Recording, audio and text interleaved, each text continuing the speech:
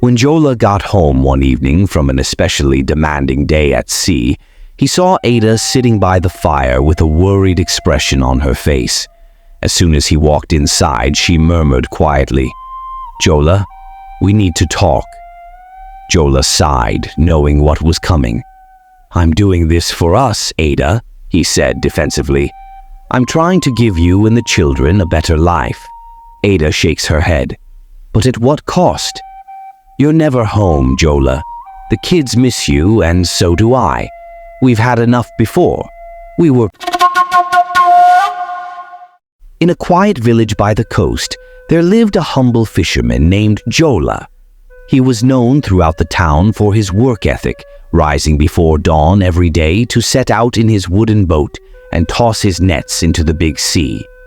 Jola lived a modest life, but he was satisfied. With 2 happy children, Kemi and Fola, he was blessed with a loving wife, Ada. Their meals were simple and their home small, but there was always warmth, love, and laughter. Jola would come back from the sea every morning with just enough fish to feed his family and make a little profit at the market. After a hard day at sea, Ada would carefully prepare their meals, and the kids would run to see their father and ask him about the fish he had caught. Together they would relax in the evenings and enjoy the refreshing seaside breeze while exchanging stories.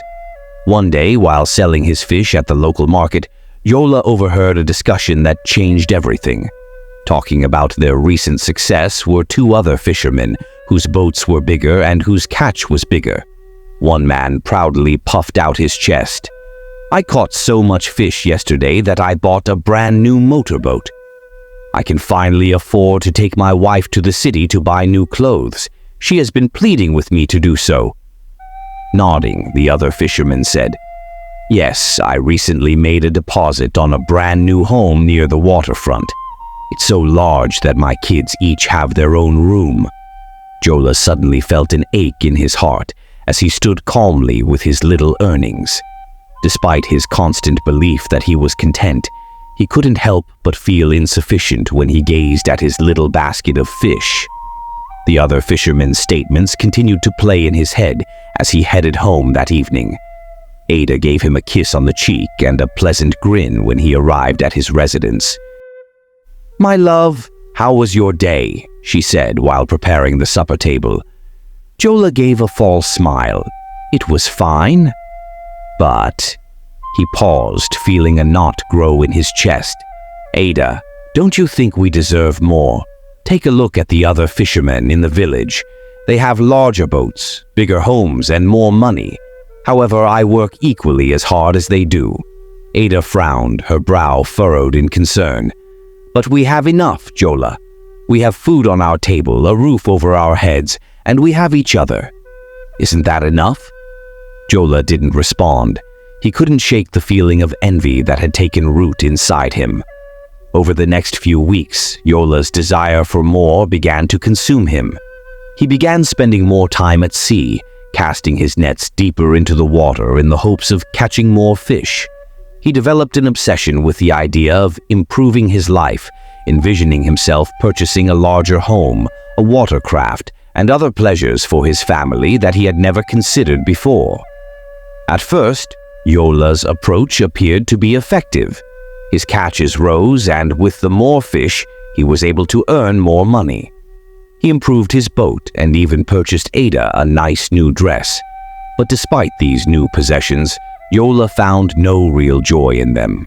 As a matter of fact, his restlessness increased with his income. At home, Ada observed the changes that had taken place in her husband. Jola was no longer the easygoing man she had married. With his thoughts constantly elsewhere, he started to withdraw and frequently arrived home late and tired.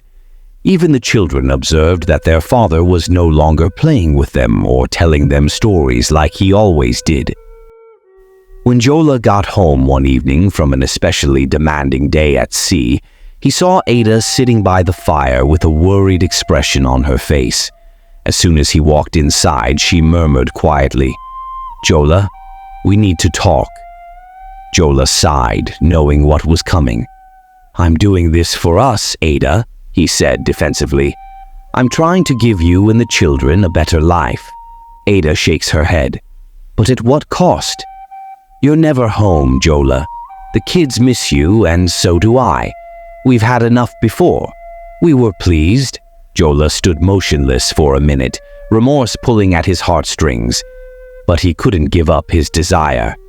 "I'm doing what I have to," he said as he walked out to the shore, leaving Ada behind. Jola became insatiably hungry for more.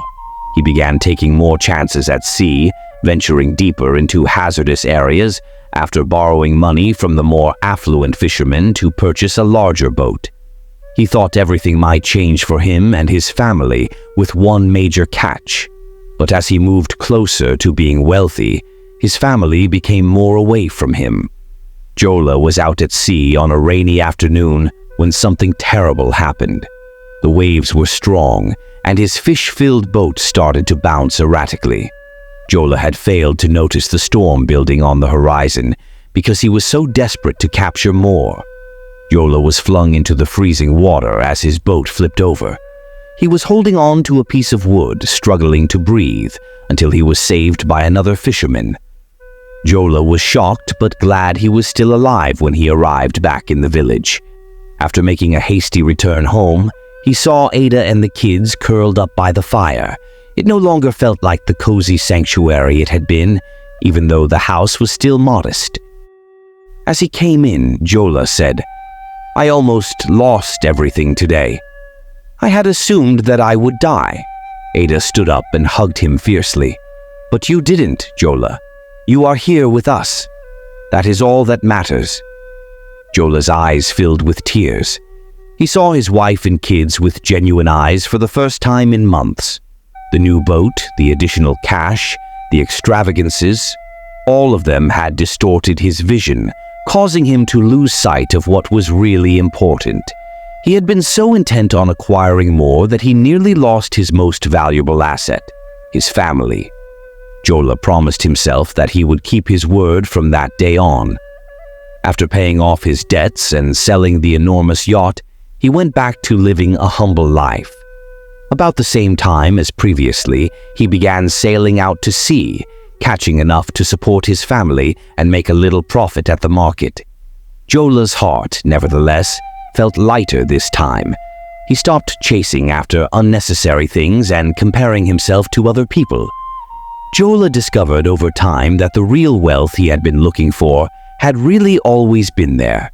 His modest house was full with love, his family was well, and every evening there was laughing resonating through the walls. Jola grinned to himself one evening as he sat by the fire with Ada and the kids, telling stories and eating a modest dinner. He had now realized what Ada had always known.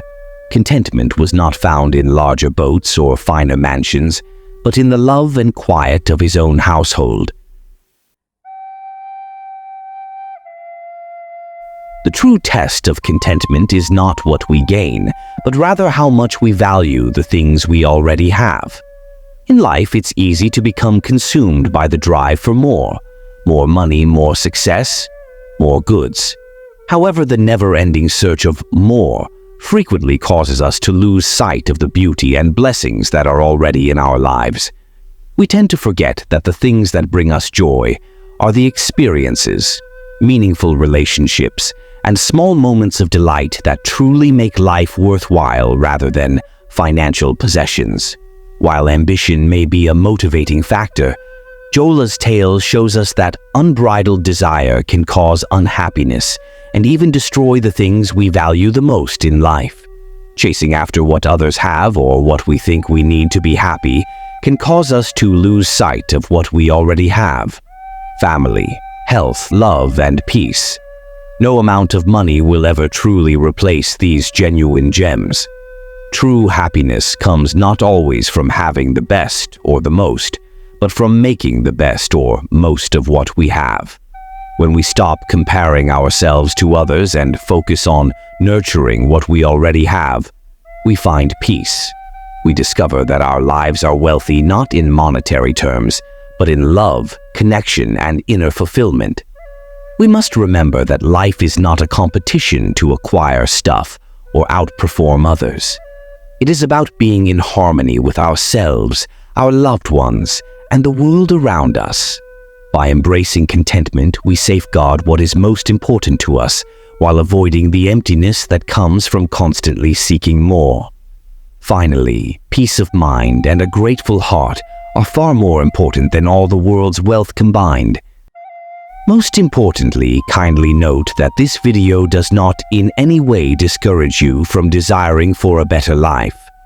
Rather, to remind you and I that, in the pursuit of a better life, we shouldn't lose sight of what is important, be grateful of what we have presently, and to be mindful of the source of our desires. Many thanks for watching. We hope this video blesses you. Please do well to subscribe to our channel, like and share this video with your loved ones.